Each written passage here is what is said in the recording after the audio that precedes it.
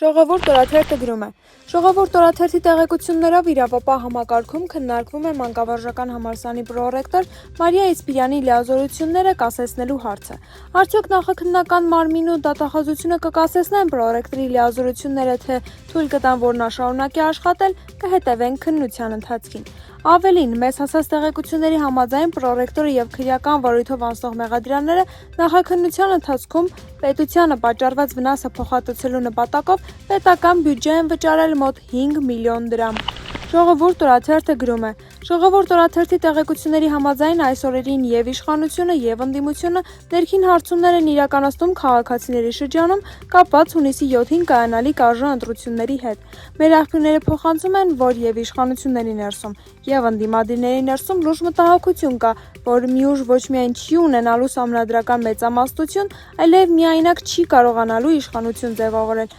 այսինքն հավաքել 50+% ընտրողների ձայները։ Մենք տեղեկացանք, որ բոլոր հարցումներով Նիկոլ Փաշինյանի ղեկավարած քաղաքացիական պայմանագիր կուսակցությունը շարունակում է առաջատար լինել մյուս ուժերի նկատմամբ, որին չի զիջում կամ շատ քիչ է զիջում Ուժեղ Հայաստան կուսակցությունը, այնուհետև Գագիկ Ծառուկյանի եւ Ռոբերտ Քոչարյանի գլխավորած ուժերն են խորհրդարան մտնելու։ Դրան մոտ է Արման Թաթոյանը, իսկ մյուսները, ըստ այդ հարցումների, չեն հաջողելու։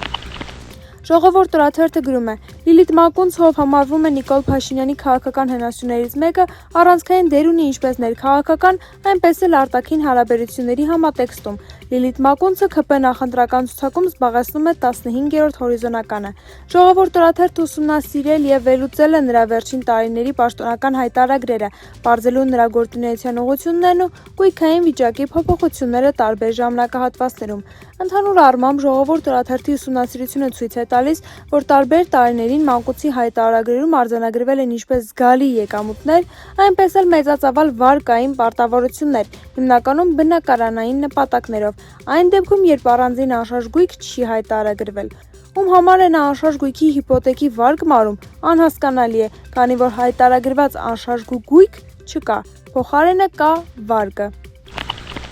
Հրապարակ թերթը գրում է. Կիրակի օրվա ավտոերթի եւ համերգի ամենաքննարկվող դրվագն Աննա Հակոբյանի հայտնությունն էր։ Կիրակի օրը մարդիկ տեսան նրա սիլուետի ամուսնու առավոտվա լայվում, կառավարականում, ապա եւ մասնակցեց Գյումրիի միջոցառմանը։ Փաշինյանի ձեռքը բռնած քայլում էր քաղաքում, արհամարհում լրագրողների հարցերը եւ հակառակ խոստմանը, որ հրաժարվում է աղբանիկներից։ Շրջում էր ՊՊՑ աշխատակիցների ուղեկցությամբ։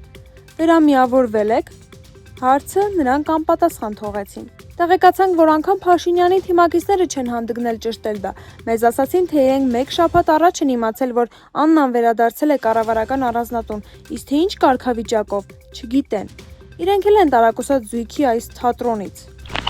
Հրապարակ թերթը գրում է. Շաբաթ օրը Նիկոլ Փաշինյանն այցելել էր Հայոց ցեղասպանության զոհերի հուշահամալիր, ծանոթանալու նորոգման աշխատանքներին։ Ցեղասպանության թանգարան ինստիտուտի աշխատակիցները մարտական տրամադրված սպասել են, որ նրա դեմքին ասեն իրենց դժգոհությունները կապված Էդիտա Գզոյանի սկանդալային հրաժարականի եւ նոր տնօրենի նշանակման հետ, սակայն հանդիպումը չի կայացել։ Փաշինյանը չի մտել թանգարան։ Այցի օր ինստիտուտի Ժանսմեն պատկերասրահում ինքնություն, հիշողություն եւ վերապրում հայ երեխաները ցեղասպանության ընթացքում ցուցադրության բացումն էր նաեւ, որը նույնպես չի գրավել Փաշինյանի ուշադրությունը։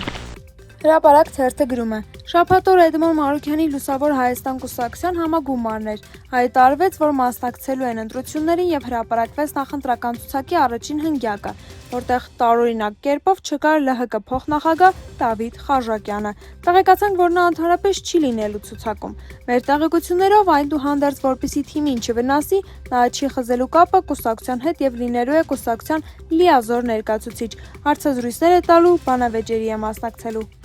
Հրապարակ թերթը գրում է. Թեև օրեր առաջ Նիկոլ Փաշինյանից պետական ապարատին եւ իր թիմակիցներին հրահանգ էր իջեցվել հուժկո ավտոերթ, ապա եւ Գյումրիում համերգ հանրավակ կազմակերպելու մասին, սակայն իշխանության մեր աղբյուրները պատմում են, որ ավտոերթի ու համերգի արդյունքներից Փաշինյանը հերթական անգամ հավասարակշռությունը կորցրել է եւ շան-լափ թափել պատասխանատուների վրա։ Գյումրիի Վարդանանց հրապարակում կայացած համերգից հետո Փաշինյանը եւ ՔՊ ակտիվը հավաքվել են Եղլա սրճարանում, Կամ ինչպես գյումրեցիներն են ասում, եղլանոցում եւ բուռն քննարկում է եղել։ Փաշինյանն ամենավերջին խոսքերն է ասել թիմակիցներին։ Սարիկին էլ նախատել է. Գյումրու հեծի մասնաճյուղը դրել ենք տակը, չես կարողանում մարդ բերել։ Ասում են այս խոսակցությունից մեր Սարիկն այնքան է վատացել, որ դրանից հետո է Facebook-ում բաց տեքստով հայհոյանք է գրել իրենց քննադատող քաղաքացու հասցեին։ Իրավունք թերթը գրում է. ԿՊԱ-ականներին հրահանգ է իջեցվել մարզերում տնտղելու գտնել ծպտյալ ընդդիմադիրներին։ Գտեք նրանց, ովքեր իբր ոչ իշխանական են, ոչ ընդդիմադիր, բայց տակից լավ էլ ընդդիմադիր են։ Գտեք ու անուն առ անուն ներկայացրեք։ Չկա մարդ, ում վրա հակազդելու լծակ չլինի։ Դուք մենակ գտեք։ Ըստ աղբյուրի հրահանգվել է մարզային ԿՊԱ-ականներին։